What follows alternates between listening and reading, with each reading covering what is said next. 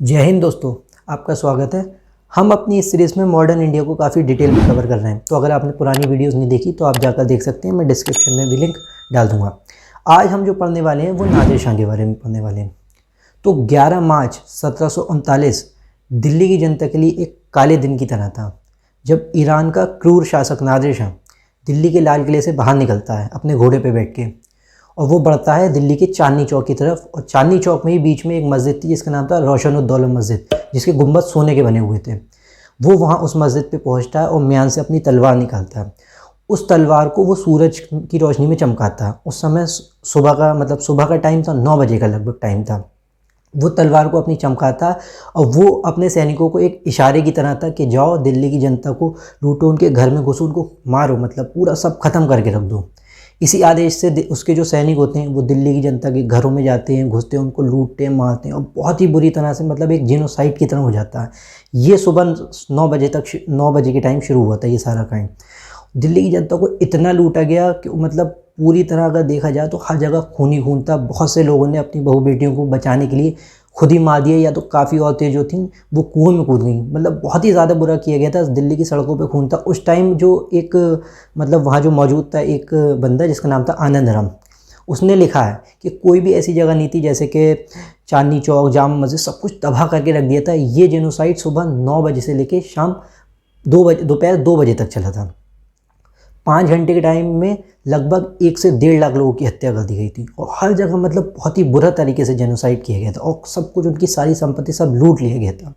तो आखिर क्या कारण थे, और नादिर शाह कौन था, और क्यों मुग़ल अमीरों की आपसी दुश्मनी की वजह से ही दिल्ली को इतना बड़ा भारी नुकसान झेलना पड़ा था। और ये जो टॉपिक है नादिर शाह के बारे में, ये यूपीएससी में डायरेक्ट एग्जाम में मतलब सिलेबस में नहीं है, क्योंकि उसका जो सिलेबस है वो लगभग प्लासी के बाद से शुरू होता है। लेकिन जो सिलेबस में लिखा हुआ है वो ये लिखा हुआ है कि 18वीं शताब्दी के लगभग मध्य से, और ये 1739 की बात है। तो हम इसको थोड़ा डिटेल में समझ लेते हैं, और इसके क्या कारण थे, नादिर शाह कौन था, क्यों आया था, क्या वजहें थी, उसने ऐसा क्यों किया, दिल्ली वालों के साथ इतना उन लोगों को क्यों मारा, क्यों ऐसा मतलब जीनोसाइड कत्लेआम मचा के रख दिया। तो इसके बारे में हम थोड़ा डिटेल में पढ़ लेते हैं, और इसके कारण क्या थे वो भी जानेंगे। तो जिस समय इंडिया में मुग़ल डायनेस्टी का शासन चल रहा था, उस समय ईरान का पुराना नाम है फ़ारस। फ़ारस में सफ़ाविद डायनेस्टी का शासन चल रहा था, जिसका राजा उस टाइम था तहमास्प। आप मैप में देखिए, जो आपको ब्राउन कलर का जो एरिया दिख रहा है वही सफ़ाविद डायनेस्टी है। उसके पश्चिम में एक बहुत ही बड़ी और बहुत ही ताकतवर सल्तनत थी, या ताकतवर एम्पायर था, इसका नाम था ऑटोमन एम्पायर, जिसको सल्तनत उस्मानिया के नाम से भी जाना जाता। उसके ऊपर यानी नॉर्थ में यूएसएसआर था उस टाइम का, क्योंकि यूएसएसआर 1991 में टूट गया था, तो वो आज तो तुर्कमेनिस्तान है, उस टाइम यूएसएसआर हुआ करता था। वो उसके उत्तर में था, वो भी अपना मतलब ईरान में अपना प्रभाव बढ़ाना चाहता था। और इसके पूरब में था अफ़गानिस्तान और भारत। अफ़गानिस्तान में क्या होता था कि वहाँ पे कोई डायनेस्टी तो शासन नहीं करती थी, छोटे छोटे एरियो पे, मतलब क्या बोल सकते हैं, जो कबीले वगैरह थे वो शासन किया करते थे। वो बार बार ईरान में घुस के परेशान किया करते थे, ईरान की जनता को वहाँ से लूट लिया करते थे, वो लोग करते थे। इन सब खतरों से ईरान तीनों तरफ से घिरा हुआ था। इन्हीं तीनों खतरों से जो ईरान ने बचाया था वो था नादिर शाह। क्योंकि तहमास्प और जो सफ़ाविद डायनेस्टी थी वो थी तो मजबूत, लेकिन काफ़ी लंबे समय से होने के बाद वो थोड़ी सी कमज़ोर हो गई थी। तो इन्हीं सब खतरों को ईरान से जिसने बताया था वो था नादिर शाह। नादिर शाह था कौन? नादिर शाह बचपन में बहुत ही गरीब परिवार का था, बहुत ही ज़्यादा गरीब है। इसके परिवार वाले जो थे तो मतलब भेड़ बकरी चराया करते थे, बहुत ही गरीब। कई बार इसने बचपन में खाने के लिए चोरियाँ भी की थी। तो ये क्या हुआ, किसी तरह से ये सेना में शामिल हो गया था, किसी भी तरह से मतलब सेना में शामिल हो गया था। और ये अपनी मतलब इसने सैन्य शिक्षा ली, काफ़ी योग्य हो गया सेना के मामले में। और ये हल्के हल्के मतलब बड़े पद पे बढ़ता गया। और एक टाइम जाके ये उसका तहमास्प का बहुत ही खास आदमी हो गया था। और ये मतलब सैनिक, इसने सारी शिक्षा ले ली थी, तो ये काफ़ी योग्य मतलब सैनिक भी हो गया था। इसने तीनों तरफ से ऑटोमन साम्राज्य को भी बाहर खदेड़ दिया, रूस को भी भगा दिया, और अफ़गानियों को भी काफ़ी दंडित किया। इस वजह से ईरान तो काफ़ी सेफ हो गया था। लेकिन जो तहमास्प था उसको इससे इनसिक्योरिटी होने लगी। उसको ये लगने लगा कि ये कहीं मेरा तख्ता ही पलट ना कर दे। जो नादिर शाह था वो ऐसा नहीं चाहता था, वो ईरान पे रूल करना नहीं चाहता था इस तरह से। लेकिन जो तहमास्प था उसको ये इनसिक्योरिटी फील होने लगी। इससे नादिर शाह और तहमास्प के बीच काफ़ी मतभेद बढ़ने लगा। फिर नादिर शाह ने कुछ टाइम बाद क्या किया, तहमास्प को हटा के उसके बेटे अब्बास को शासक बना दिया। और उसके बाद कुछ टाइम बाद जाके 1736 में उसके बेटे को भी हटा दिया, और खुद 1736 में जाके ईरान का शासक बन गया। जिस समय नादिर शाह ईरान का शासक बना उस टाइम मुग़ल बादशाह जो भारत में था वो था मोहम्मद शाह रंगीला, जो 1719 से 1748 तक शासन में रहा था। इसका नाम ही रंगीला था, बहुत ही रंगीन मिजाज का आदमी था और मतलब प्रशासन में कोई बहुत ज़्यादा रुचि नहीं थी, बेकार टाइप का शासक था और कई बार तो ये अपने दरबार में बिना कपड़ों के ही आ जाया करता था। ये सब बातें नादिर शाह को पता थी।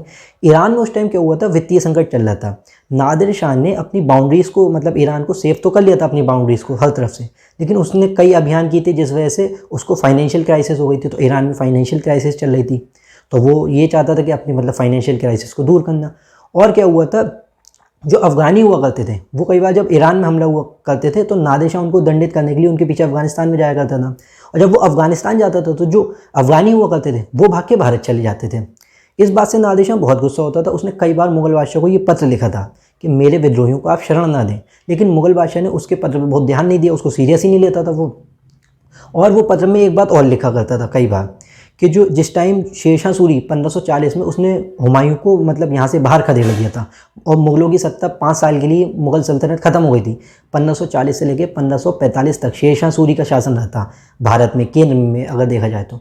और हुमायूं जो था वो यहाँ से भाग के ईरान चला गया था, उसने ईरान में शरण ली थी और वहाँ के राजा से ये वादा किया था कि जब मेरी भारत में मतलब सत्ता बन जाएगी मैं जीत जाऊँगा, शेरशाह सूरी को जब हरा दूंगा और जब मैं भारत का मतलब बादशाह बन जाऊँगा तो मैं हर साल ईरान के जो राजा थे उनको कुछ ना कुछ अमाउंट दिया करूँगा और ये हर कोई दिया करेगा जितने भी मुग़ल बादशाह आएंगे।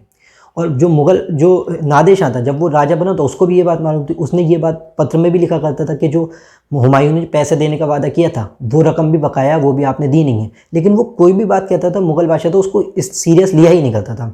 और कई बार उसने अपने जो मैसेंजर दूत वगैरह थे वो भी भेजे। तो जो मैसेंजर वगैरह जाया करते थे उनके साथ मतलब एक नियम था कि कोई भी राजा अपना मैसेंजर किसी को अगर भेजेगा तो उस मैसेंजर के साथ कोई भी गलत बर्ताव नहीं किया जाएगा। लेकिन मोहम्मद शाह रंगीला ने क्या किया, उसके मैसेंजरों के साथ भी गलत बर्ताव किया, उनको पकड़ लिया, मतलब 1 साल तक बंदी के रूप में रखा। इस बात से नादिर शाह को बहुत गुस्सा था। वैसे ही और वित्तीय संकट भी चल रहा था। और इसके अलावा क्या हुआ था, 1737 में मैंने आपको बताया था जो पेशवा बाजीराव थे उन्होंने 500 घुड़सवारों के साथ दिल्ली पे अटैक कर दिया था, मतलब 500 कुछ ही घुड़सवारों के साथ लेके। तो इस वजह से क्या हुआ था, जो मुग़ल बादशाह था मोहम्मद शाह रंगीला वो 3 दिन दिल्ली में कैद ही रहा था। और उसकी तरफ से क्या किया, जो चिनकलेस खान था उसने मुग़ल बादशाह की तरफ से जाके जो पेशवा बाजीराव फर्स्ट है उनसे संधि की थी। संधि के तहत जिस संधि को मतलब ये संधि जो हुई थी जनवरी 1738 के आसपास हुई थी। और इस संधि के तहत मराठाओं को 50 लाख रुपए की रकम दी गई थी और जो चंबल से नर्मदा तक का एरिया था वो मराठाओं के अधीन मतलब मान लिया गया था।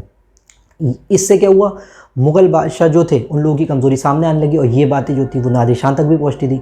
उसने सोचा ये सही मौका है दिल्ली पर अटैक करने का, दिल्ली कमज़ोर हो चुकी है, मतलब मुग़ल सल्तनत जो वो एक तरीके से कमज़ोर हो चुकी है। वो नवंबर 1738 में दिल्ली की तरफ बढ़ता है, मतलब दिल्ली पे हमला करने के लिए। वो काबुल, पेशावर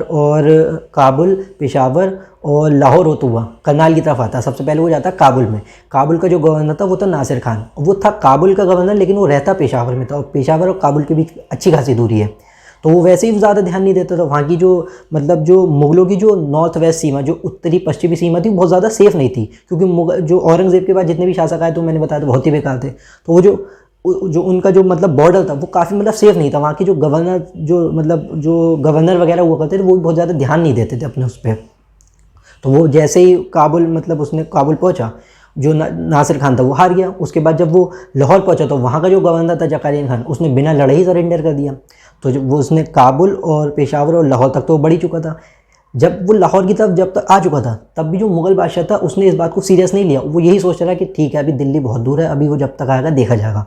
ऐसे ही करता करता वो लाहौर होता हुआ फरवरी 1739 में करनाल के पास पहुँच गया। करनाल जो आज का हरियाणा में, और करनाल जो है वो पानीपत जो है, जो पानीपत ऐतिहासिक पानीपत है जिसमें 3 लड़ाइयाँ हुई, जिसने बार बार भारत का भविष्य को मतलब भारत के इतिहास को बदल के रख दिया, वो लगभग पानीपत से 35 किलोमीटर दूर है करनाल। तो करनाल उस टाइम मैदान हुआ करता था।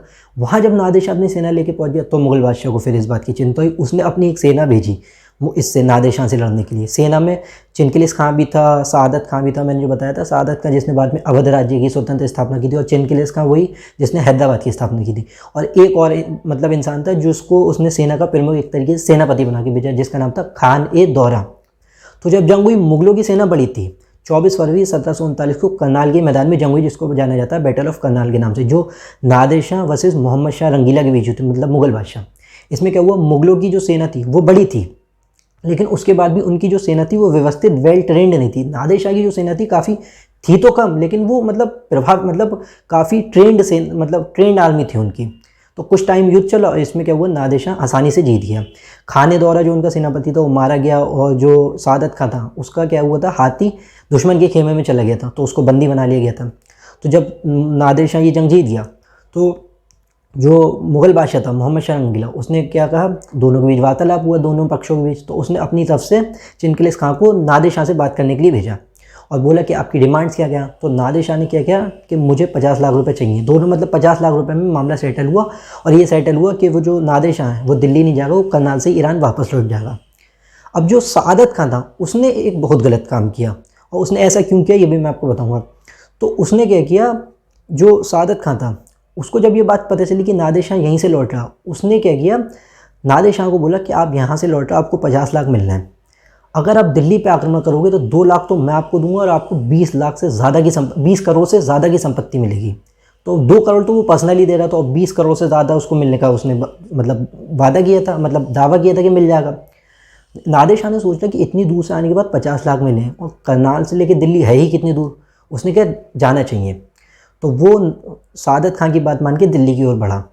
7 मार्च 1739 के दिन वो शालीमार गार्डन दिल्ली पहुंच गया। उसके बाद क्या हुआ, 8 मार्च को उसका जो मुग़ल बादशाह था, क्योंकि मुग़ल जंग हार चुके थे तो वो लोग मतलब मुग़ल बादशाह भी एक तरीके से बंदी के रूप में था। 8 मार्च को उसका बहुत भव्य स्वागत किया गया, और 10 मार्च को दिल्ली की जामा मस्जिद में उसके नाम का खुतबा पढ़ा गया कि अब से दिल्ली का जो बादशाह है वो ये था, मतलब नादिर शाह होगा, क्योंकि मुग़ल बादशाह तो हार ही चुका था। और खुतबा मैंने बताया, खुतबा एक तरीके का प्रमाण पत्र होता था, जो मतलब जिसके बिना ये नहीं माना जाएगा कि राजा जो भी बना है वो राजा बन गया है, जो भी मतलब बंदा है वो राजा बन गया। खुतबे के बाद ही माना जाता था कि कोई जो भी इंसान है वो राजा मतलब एक तरीके से प्रमाण के रूप में बन गया। तो 10 मार्च को उसके खिलाफ उसका खुतबा पढ़ा गया, और जैसे ही 10 मार्च को उसके खिलाफ खुतबा पढ़ा गया उसका, शाम के टाइम क्या हुआ, 5 बजे के टाइम, क्योंकि जो दिल्ली की जनता थी वो मुस्लिम थी और वो थोड़ी सुन्नी ज़्यादा थी, और जो नादिर शाह था वो शिया मतलब शिया था, क्योंकि वो ईरान से आया था। तो शाम को ये खबर फैली कि जो नादिर शाह है उसकी मुग़ल बादशाह मोहम्मद शाह रंगीला ने किसी तरह से हत्या कर दी, और उसके जो सैनिक थे दिल्ली की जनता ने उसके सैनिकों को मारना चालू कर दिया विद्रोह के रूप में, क्योंकि वो शासक के रूप में नादिर शाह को दिल्ली की जनता स्वीकार नहीं करना चाहती थी। दिल्ली की जब नादिर शाह को ये बात पता चली कि ऐसा हो रहा, तो शुरू में तो उसने इस बात पे विश्वास नहीं किया, क्योंकि उसे लगा शायद मेरे सैनिक जानबूझ के ऐसा कहना ताकि मैं उनको ऑर्डर दे दूं कि दिल्ली की जनता को लूट लो। लेकिन बाद में जब उसने मतलब तहकीकात की तो उसे पता चला हाँ ये बात तो सच है। तो उसने अपने सैनिकों से ये बोला कि ठीक है, अभी तुम आज कुछ मत करना, तुम छुप के अपनी जो मतलब चौकियाँ वगैरह थी उसमें बैठे रहो, कल तक का इंतज़ार करो। तो ये सब जो मतलब हुआ था ये 10 मार्च के शाम को हुआ था। 11 मार्च की सुबह मैंने बताया जब नादिर शाह सुबह के टाइम निकला और लाल किले से, और चांदनी चौक की बड़ा और रोशन उद्दौला की जो मस्जिद थी जिसका गुम्बद सोने का था वहाँ गया, उसने अपनी तलवार निकाली, और वैसे ही जो मैंने शुरू में बताया वही सारा हत्याकांड हुआ। तो ये सब हुआ। इसी 9 बजे से लेकर 5 बजे तक लगभग 1 लाख लोगों की हत्या कर दी गई थी। और जो दिल्ली के जो काजी थे उन्होंने बहुत मतलब उससे रिक्वेस्ट की कि रोक दो, क्योंकि अब दिल्ली में कोई ज़िंदा बचा ही नहीं। उन्होंने कहा अगर तुझे और अब कत्लेआम करने तो तू बस यही कर सकता है कि इन मुर्दों में जान डाल और इनको फिर से ज़िंदा कर और फिर से मार दे। मतलब एक तरीके से सभी लोगों को मार दिया गया था, कोई मतलब बहुत ही कम लोग जिंदा बचे थे।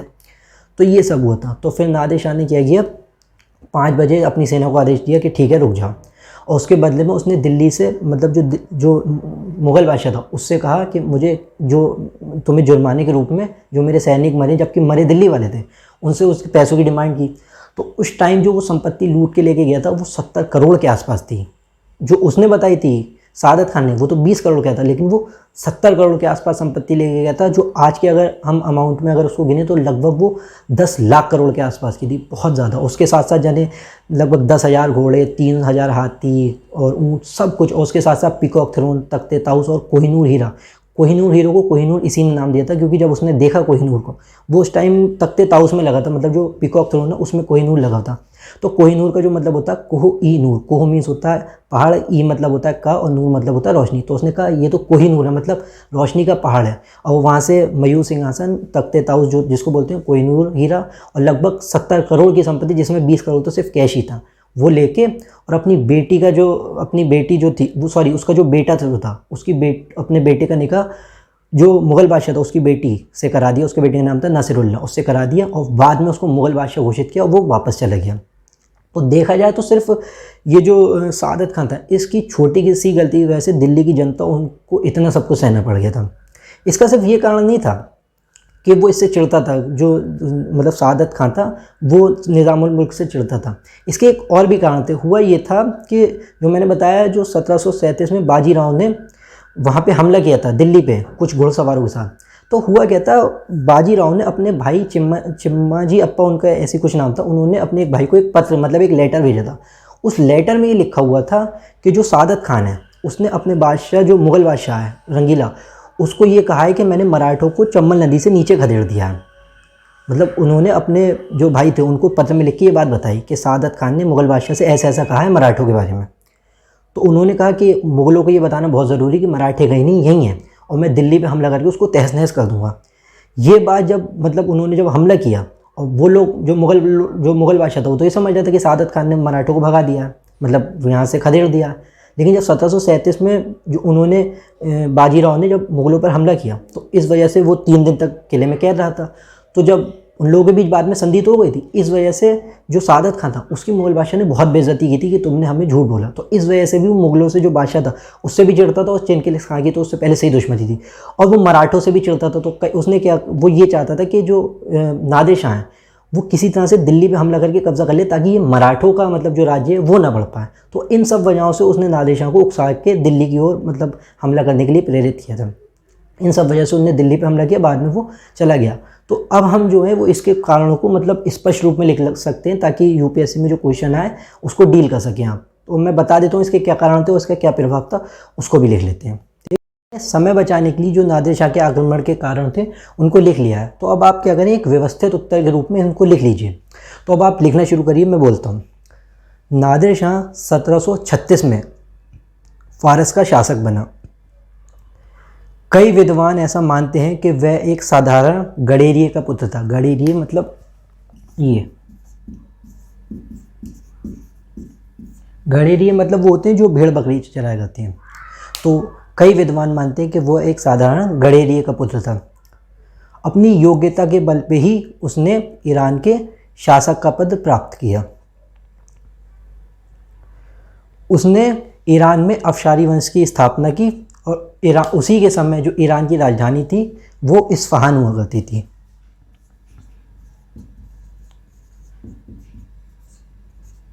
ठीक है, यहाँ तक हो गया। अब आप लिखिए नादिर शाह के आक्रमण के कारण, और मैंने ये 9 कारण लिखे हैं, ये इनको मिटा देते हैं। ये 9 कारण है। इसमें से पहला है उत्तरवर्ती मुग़ल शासकों का कमज़ोर होना। तो पहली हेडिंग डालिए उत्तरवर्ती मुग़ल शासकों का कमज़ोर होना, और लिखिए नादिर शाह ने जिस समय दिल्ली पर आक्रमण किया उस समय मुग़लों की केंद्रीय सत्ता कमज़ोर हो चुकी थी। कई मुग़ल प्रांतपति और गवर्नरों ने अपनी स्वतंत्र सत्ताओं की स्थापना कर ली थी, मतलब स्वतंत्र राज्य के रूप में, मतलब अलग अलग स्टेट। कई मुग़ल गवर्नरों और प्रांतपतियों ने अपनी स्वतंत्र सत्ताओं की स्थापना कर ली थी। वो केवल नाम मात्र के अधीन हुआ करते थे, मतलब केवल नाम मात्र की ही अधीनता स्वीकार किया करते थे। वह केवल नाम मात्र के ही अधीन हुआ करते थे, या फिर ऐसे लिखिए वह केवल नाम मात्र के ही मुग़लों के अधीन हुआ करते थे। उदाहरण के लिए जैसे कि अवध, बंगाल, मराठा, जाट और सिख आदि। तो पहला हो गया। दूसरा लिखा है उत्तर पश्चिमी सीमा पर सुरक्षा का अभाव। तो दूसरा नंबर हेडिंग डालिए उत्तर पश्चिम सीमा पर सुरक्षा का अभाव। इसमें लिखिए शाहजहां के समय कंधार पर नियंत्रण करने का प्रयास किया गया था, लेकिन औरंगज़ेब के बाद के उत्तराधिकारी अयोग्य होने की वजह से उन्होंने इस क्षेत्र पर ज़्यादा ध्यान नहीं दिया, जिस वजह से भारत की उत्तर